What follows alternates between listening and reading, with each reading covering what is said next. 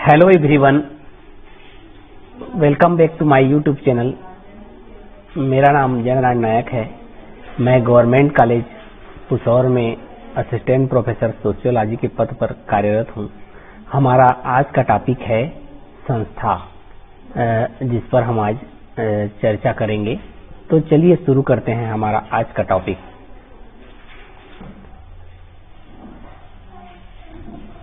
सबसे पहले देखते हैं संस्था का अर्थ। सामाजिक जीवन के लिए समितियां महत्वपूर्ण होती हैं, लेकिन वह भी अपने मनमाने ढंग से कार्य नहीं करती हैं। समितियां अपने कार्य करने के लिए कुछ निश्चित कार्य प्रणाली और नियमों के आधार पर अपने कार्य करते हैं और अपने उद्देश्यों को पूरा करते हैं। सामान्यतः इन्हीं कार्य प्रणालियों एवं नियमों की व्यवस्था को ही हम संस्था कहते हैं। आगे देखते हैं संस्था की परिभाषा। मैकाइवर एवं पेज के अनुसार संस्थाएं सामूहिक क्रिया की विशेषता व्यक्त करने वाली कार्य प्रणाली के स्थापित स्वरूप व नियमों को कहते हैं। मॉरिस गिन्सबर्ग के अनुसार संस्थाएं व्यक्तियों या समूहों के बीच संबंधों को निर्देशित करने वाली मानी अथवा स्थापित कार्य प्रणालियों के रूप में परिभाषित की जा सकती हैं। संस्था के इन परिभाषाओं को देखने से स्पष्ट होता है कि संस्था जो है कार्य प्रणाली एवं नियमों एवं विधि विधानों का संकलन है, जिसके माध्यम से जो है विभिन्न समिति अपने विभिन्न प्रकार के लक्ष्यों को प्राप्त करती है। आगे देखते हैं संस्था का उद्विकास। किसी एक व्यक्ति के मन में एक विचार आता है। यह विचार जो होता है वह व्यक्तिगत होता है। उस व्यक्तिगत विचार के जब व्यक्ति बार बार उस व्यक्तिगत विचार के अनुसार आचरण करता है और उस व्यक्तिगत विचार की पुनरावृत्ति होती है, तो फिर वह जो है आदत बन जाती है। और यह इस आदत को समूह के लोगों के द्वारा स्वीकृति मिल जाती है। समूह के लोग यदि उसकी पुनरावृत्ति करते हैं, जब वह सारे लोगों को उपयोगी लगने लगता है, तो वह जनरीति बन जाती है। और जनरीति के साथ जब भूतकालीन अनुभव जुड़ जाता है, लोगों के पूर्व का एक्सपीरियंस जुड़ जाता है, तो फिर वह जो है प्रथा का रूप ले लेती है। और प्रथा को जब बहुत सारे लोगों की समूह की स्वीकृति मिल जाती है और वह समूह सामूहिक रूप से लोगों के कल्याण के लिए उपयोगी होता है, तो वह जो है आगे चलकर रूढ़ी अथवा लोकाचार में बदल जाती है। उसके पश्चात जब रूढ़ियों के साथ जब एक निश्चित संरचना जुड़ जाती है, नियमों की एक निश्चित संरचना जुड़ जाती है, जब उसे सारे लोग जो हैं मानने लग जाते हैं और वह समूह कल्याण के लिए, समाज के लिए उपयोगी हो जाता है, तब वह जो है संस्था में बदल जाती है। उदाहरण के लिए विवाह एक संस्था का उदाहरण है।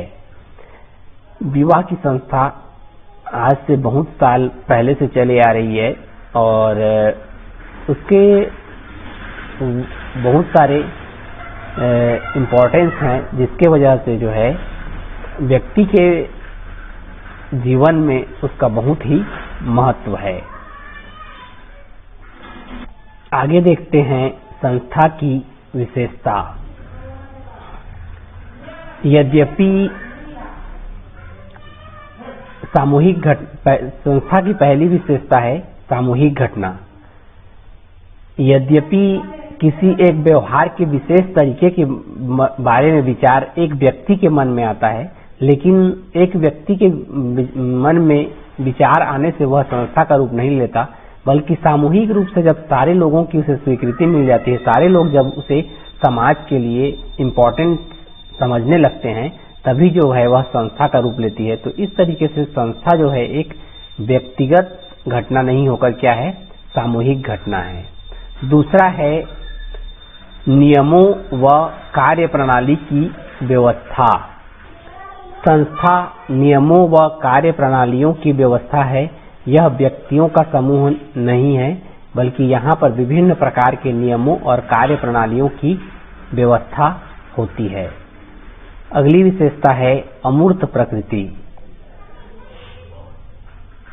संस्था एक अमूर्त संगठन है।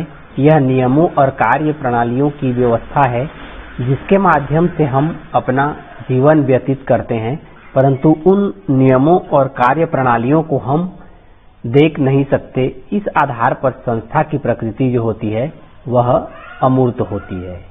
अगला है अधिक स्थायित्व। संस्था समुदाय या समिति की तुलना में संस्था में अधिक स्थायित्व पाया जाता है।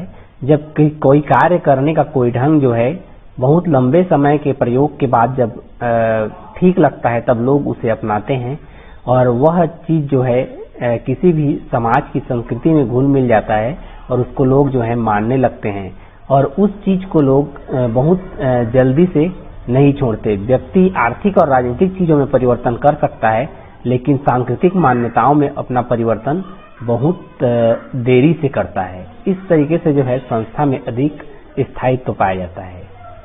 अगली विशेषता है एक या अनेक सुस्पष्ट उद्देश्य।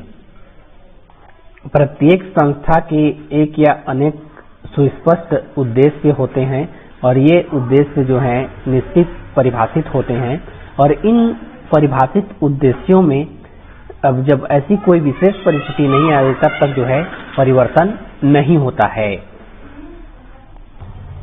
प्रत्येक संस्था के कुछ न कुछ सांस्कृतिक उपकरण होते हैं। ये सांस्कृतिक उपकरण भौतिक या फिर अभौतिक दोनों हो सकते हैं। जैसे विवाह एक संस्था है, उससे संबंधित सांस्कृतिक उपकरण यज्ञ, वेदी, मंत्र, फूल, पूजा संबंधी सामग्रियां।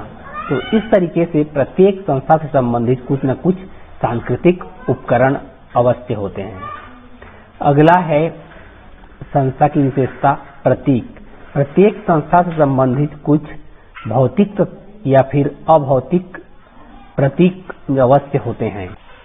जैसे क्रॉस चर्च का प्रतीक है, ओम आर्य समाज का प्रतीक है। अगली विशेषता है परंपरा। प्रत्येक संस्था से संबंधित कुछ परंपराएं होती हैं जो कि मानव जीवन पर नियंत्रण करती हैं। ये परंपराएं लिखित या अलिखित हो सकती हैं जिसके माध्यम से संस्था जो है सामाजिक जीवन पर लोगों के नियंत्रण रखते हैं और व्यक्ति जो है उसके हिसाब से कार्य करते हैं। Thank you. फिर हम लोग मिलते हैं नेक्स्ट नए वीडियो के साथ। Thank you.